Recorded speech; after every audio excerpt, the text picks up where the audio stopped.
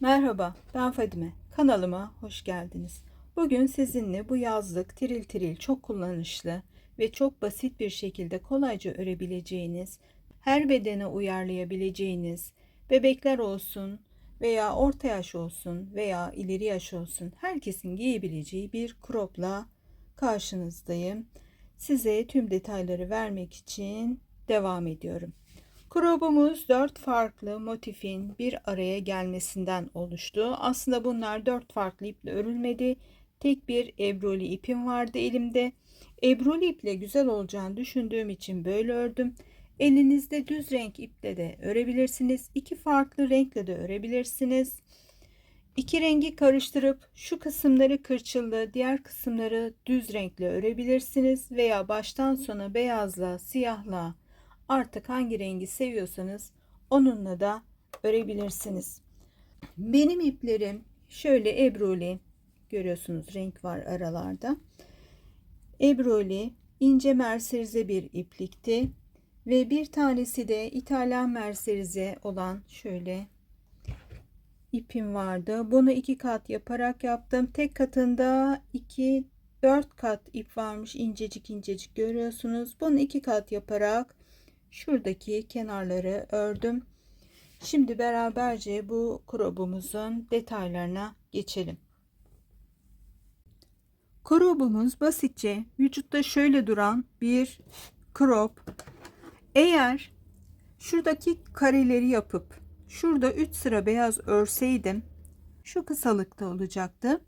Ben şuradaki rengi de kattım ve tekrar bir 3 sıra örüp kenarını tığlayınca benim crop'um şu an şöyle gözüküyor. Şuradan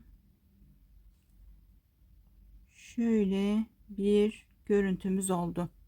Şurada göbek açıkta, tam göbek hizasında bir crop, yanlar birazcık yüksek. Eğer istiyorsanız sadece kareyi örüp kenarlarına 3 sıra gidince şu kısalıkta da yapabilirsiniz. Bu crop'umuzu bebeklerinize yapabilirsiniz. %100 pamuk iplerle, çok doğal iplerle yapmanızı tavsiye ederim. Bebeklerinize yapacaksanız eğer veya kız çocuklarınıza yapacaksanız eğer sevdikleri renklerde yapmanızı tavsiye ederim.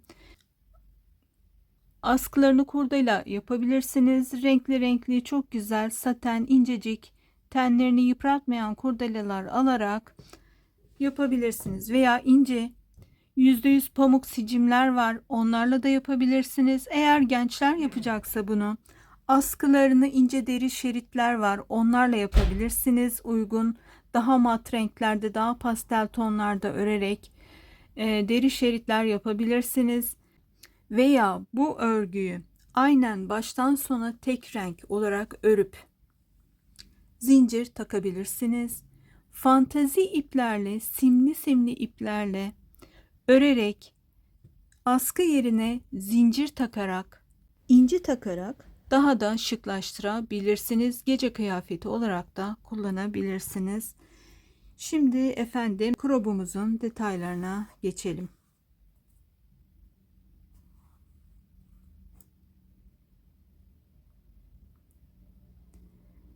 Crop'umuz merserize ip, ince bir merserize ipten oluşuyor ve İtalyan merserize iki kat yapmış olduğum bir iple karıştırarak ördüğüm bir crop. Tığ numaralarım genel olarak crop'umda 3,5 numara tığ kullandım. Sadece şu göğüs üstünde 3 sırayı 3 numara ile ve askıları 3 numara ile ördüm.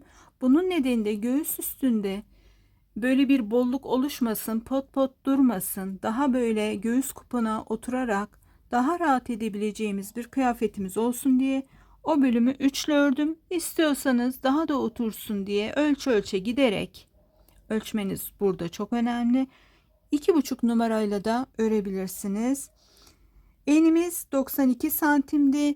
Beden tablosunda 92 santim 40 bedene işaret ediyor. Burada ortadaki kareleri şöyle karemizi göstereyim. Benim karem 15 santime 15 santim bir kareydi. Ama karemizin Şu kısmını kullandık arkadaşlar. Hemen bunu ben bir renkli bir şeyle göstereyim.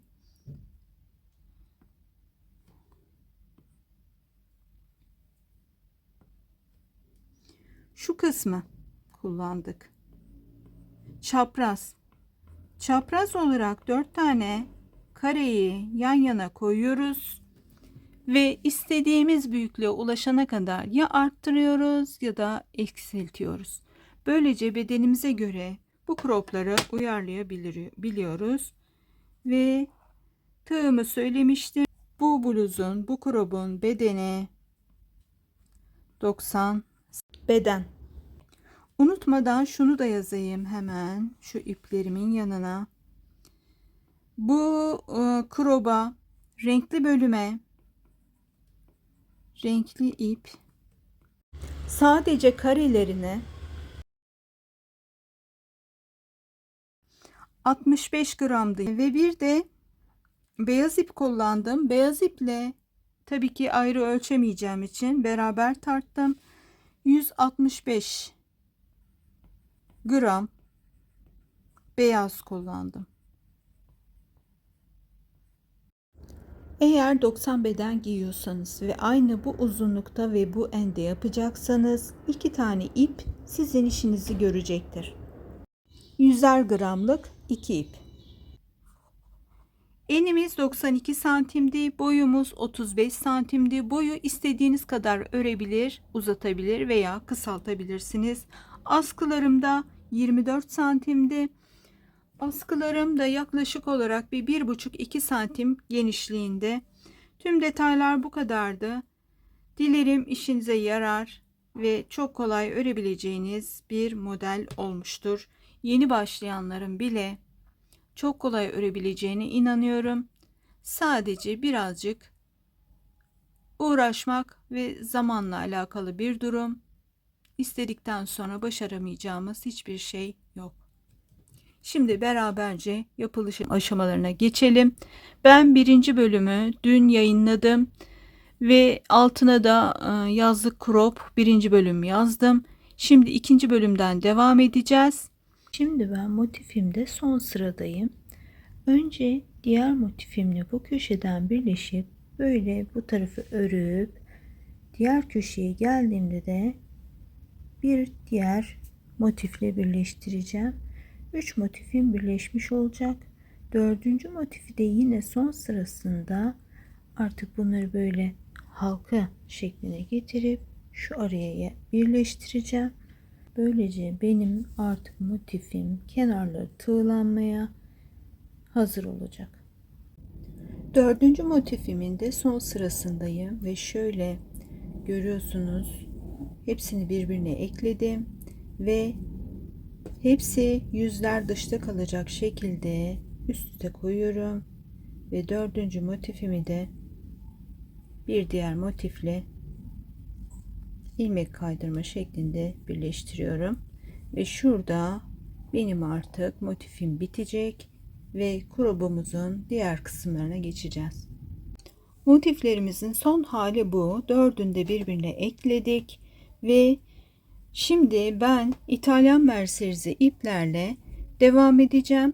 Biraz ondan biraz bundan şeklinde güzelce crop'umuzu oluşturacağız. Bu askılı bir crop olacak. Yazlık ister sahilde ister şehir içinde kullanabileceğiniz hoş kullanışlı bir crop.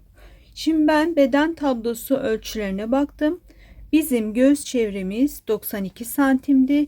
Bu 40 bedene uygun bir crop arkadaşlar. Şöyle görüyorsunuz her yerini ekledik ve ben bu haliyle ölçü yaptım. İpim ince bir ip. Ve ebruli olmasını önemsiyorum. Bu modelde ebruli olması güzel. Şöyle arkasına da bakın. Arkası da farklı. Eğer ebruli ipiniz yoksa iki ince ipi karıştırıp örebilirsiniz. Veya iki farklı ipi işte şu kısmını biraz farklı, şuralarını farklı iplerle örerek yine ebruliymiş gibi yapabilirsiniz. Şimdi bu renklere uygun benim elimde bir lacivert ip var. Pamuklu bir de İtalyan mercerizem var beyaz. Ben lacivertin biraz bu renkleri boğacağını düşünüyorum. Aslında yakışır Ama yaz için boğacağını düşünüyorum. Kış olsaydı laciverti düşünecektim. Şimdi beyaz ipimle devam edeceğim. Bu haliyle bu kısma kadar bu 4 motifi tarttım.